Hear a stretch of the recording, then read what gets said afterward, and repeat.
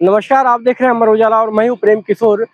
झारखंड के हजारीबाग के विष्णुगढ़ में 12 वर्षीय नाबालिग के साथ दुष्कर्म और हत्या की घटना को लेकर आज भाजपा के प्रतिनिधि मंडल ने डीजीपी तदासा मिश्रा को ज्ञापन सौंपा है। ज्ञापन के माध्यम से इस घटना में जो संलिप्त आरोपी है उसकी शीघ्र गिरफ्तारी की मांग की और कठोर से कठोर सजा की मांग की है।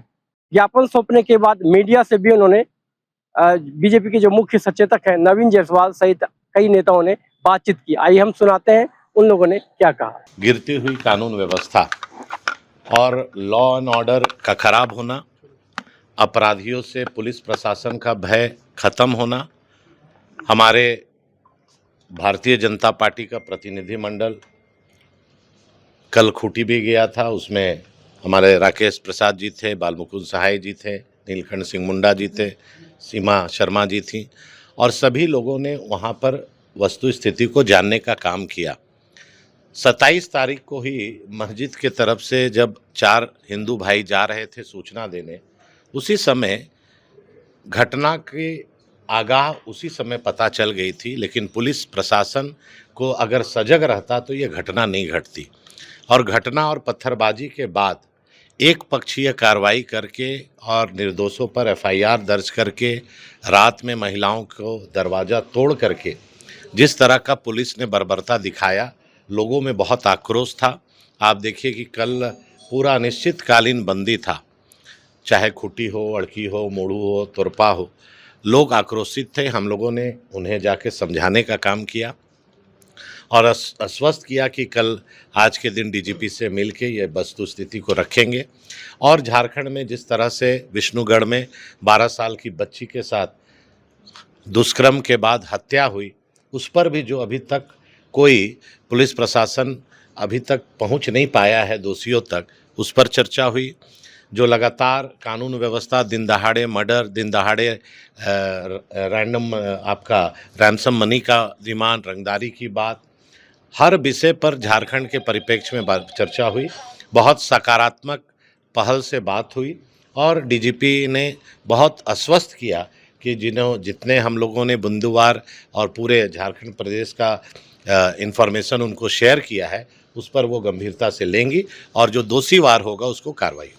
जो घटना घटी है, मुझे अच्छा लगता कि अगर जेएमएम के लोग बोलते कि 12 साल की जो बच्ची के साथ दुष्कर्म हुआ, हत्या हुआ और उसके साथ उनके सरकार के मंत्री पूरे देश विदेश की बात बता रहे हैं कि वहाँ घटना होती है तो भाजपा के लोग चुप रहते हैं, तो यहाँ के मंत्री झारखंड के मंत्री हैं। झारखंड संभल नहीं रहा है और देश विदेश की बात हो रही है। स्वाभाविक है कि आज अगर पार्टी ने कॉल किया, बंद का कॉल किया या रोड जाम होता है, तो जब न्याय नहीं मिलता है तो लोग आक्रोशित होते हैं और जब आक्रोशित होते हैं तो समय देखकर आंदोलन नहीं होता है। हाँ। मैंने इसके बारे में जो भी कहूँ कम है। मैंने कहा कि आज जिसके भी घर में बेटी है, जब वो इस तरह की घटना देखती है तो उसका रोआ रोआ सिहर उठता है, कांप उठता है, क्योंकि शायद ही कोई घर होगा जिस घर में बेटी या लक्ष्मी नहीं होंगी। और इस प्रकार से जो घटनाएं घट रही हैं और उस पर लगाम नहीं लग रही है और महिलाओं के साथ जिस तरह से अत्याचार लगातार आप देखिए, आए दिन हर दिन कोई ना कोई कहीं ना कहीं घटना होती है और वो हम लोगों को देखने को मिलता है। तो उन्होंने आश्वस्त किया कि नहीं, हमारा भी ध्यान है और हम लोग पूरी तरह से कोशिश कर रहे हैं और 2-4 दिनों में परिणाम आएगा।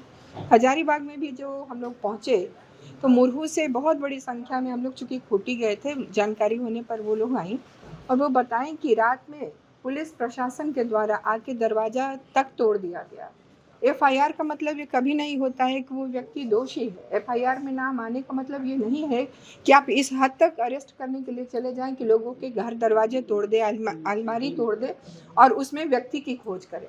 तो हम लोगों ने कहा कि इस तरह की घटनाओं पर रोक लगनी चाहिए। अपने प्रशासन को इस तरह का निर्देश दीजिए कि जो दोषी हैं उन पर कार्रवाई हो, कोई बात नहीं, लेकिन जो दोषी नहीं है उसके साथ इस तरह का बर्बरता अगर प्रशासन के लोग करने लगे तो ये बहुत ही दुखद है। झारखंड में लगातार गिरती कानून व्यवस्था, ये हमारा मुख्य मुद्दा था। और पिछले दिनों जो धार्मिक त्यौहार थे हमारे सनातन हिंदू धर्म के हिंदुओं द्वारा जो मनाया जाता है, उसमें विशेषकर रामनवमी का त्यौहार हो, चाहे कोई भी पर्व त्यौहार हो, चाहे छठ पूजा हो, चाहे सरस्वती पूजा हो, राज्य में जितने भी हमारे त्यौहार होते हैं उन त्योहारों पर कोई न कोई विघ्न उत्पन्न करने का काम लोग करते हैं। तो इसलिए इन सारे मुद्दों को लेकर राज्य में जितनी भी घटनाएं घटी है कि आखिर ये क्या मामला है कि केवल हिंदुओं के प्रोसेशन पर भी, हिंदुओं के ही शोभा यात्रा पर क्यों पत्थर चलते हैं, क्यों कार्रवाई होती है, क्यों हमला होता है। ये एक सोची समझी रणनीति है। हमारा मानना है कि राज्य सरकार के संरक्षण में इस राज्य के अंदर पूरी तरह से तुष्टीकरण हो रहा है और सनातनियों के ऊपर अन्याय करने का काम यह सरकार कर रही है।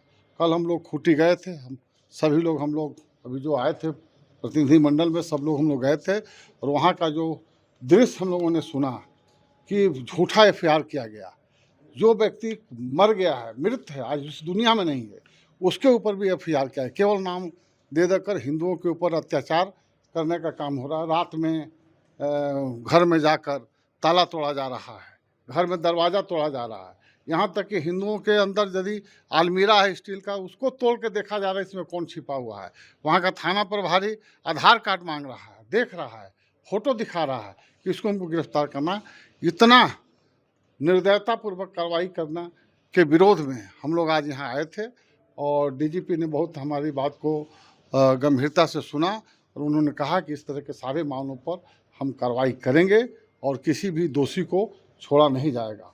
और हम लोगों ने यह भी मांग किया कि जितने निर्दोष हिंदुओं के ऊपर गलत FIR हुआ है उनको FIR से मुक्त किया जाए, उस पर अनुसंधान करके उनका नाम हटाया जाए, जो दोषी हैं उनके ऊपर कार्रवाई हो।